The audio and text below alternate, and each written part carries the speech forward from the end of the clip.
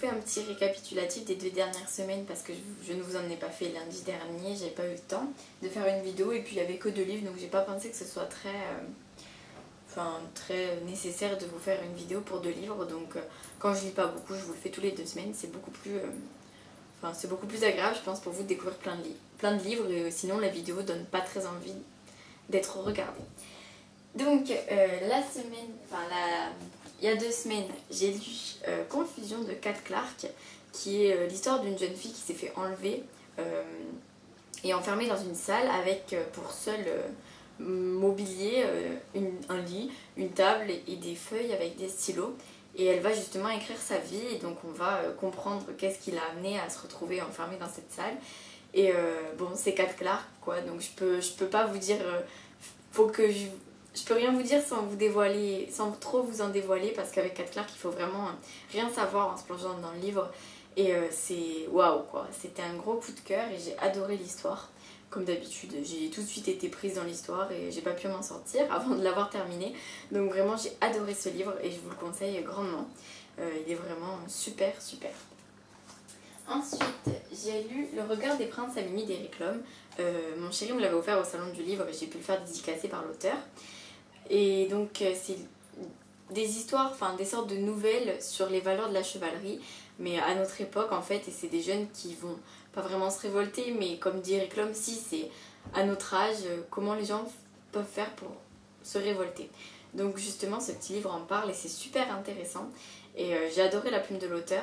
Après c'était un peu spécial, je pense que faut que je lise d'autres livres d'Eric Lhomme pour voir son style dans une longue histoire parce que là c'était des nouvelles mais elles étaient vraiment excellentes et j'ai adoré et je vous le conseille grandement. En plus il est tout petit, super rapide à lire et ça détend, ça fait passer un très bon moment.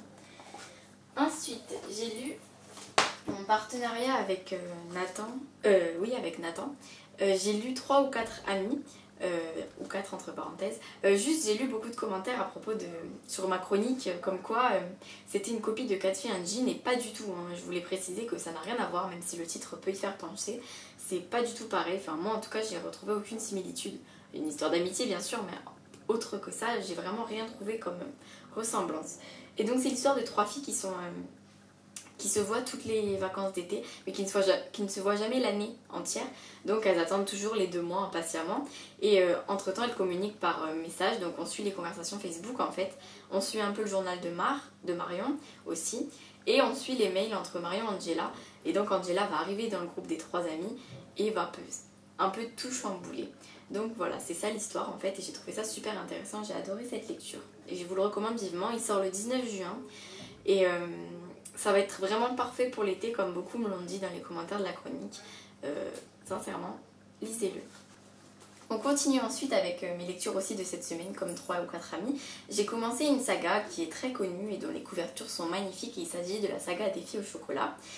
Donc j'ai lu Cœur cerise, c'est l'histoire de Chérie qui arrive dans sa nouvelle famille avec 4 nouvelles demi-sœurs et elle va tomber amoureuse du petit ami d'une de ses demi-sœurs qui ne l'aime vraiment pas et donc on va suivre sa nouvelle vie, etc. Et j'ai adoré, c'est super agréable à lire, les couvertures sont splendides, on est d'accord, et les personnages sont vraiment attachants, j'ai beaucoup aimé.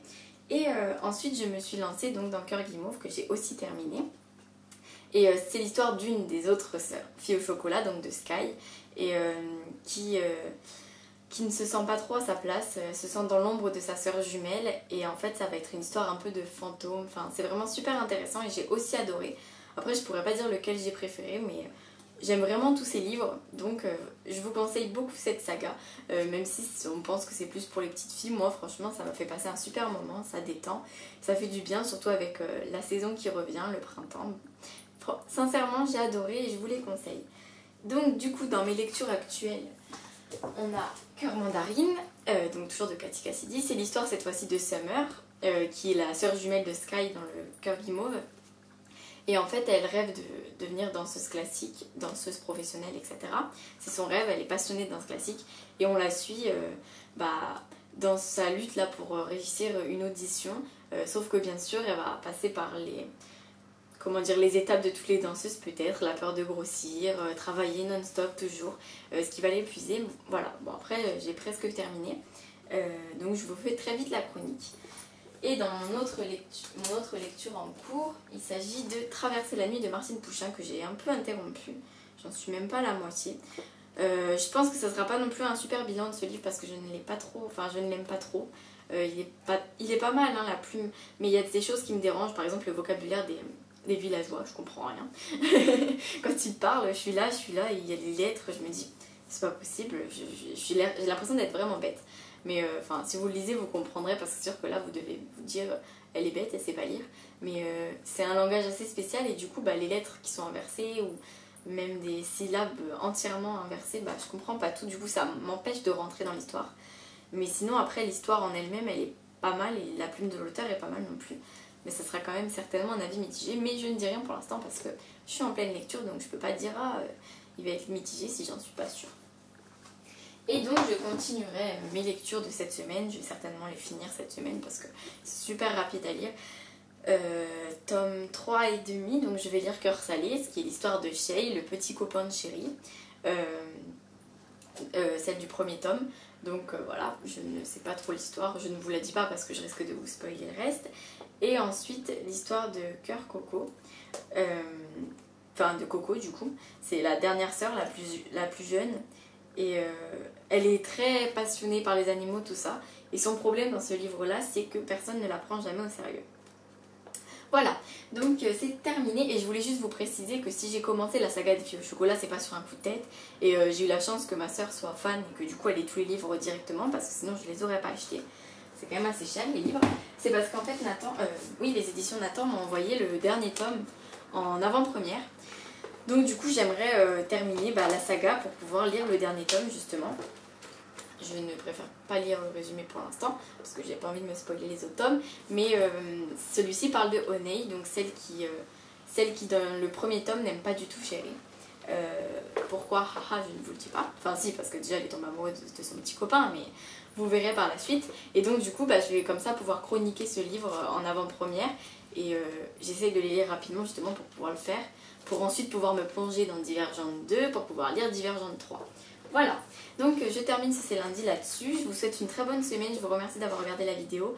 Je vous dis à dimanche ou lundi pour un nouveau In My Mailbox, ou c'est lundi, ça dépendra de mes lectures de la semaine. Voilà, j'espère que ça vous a plu et je vous souhaite une très bonne journée, à très bientôt. Hello, hello, I take you on a trip.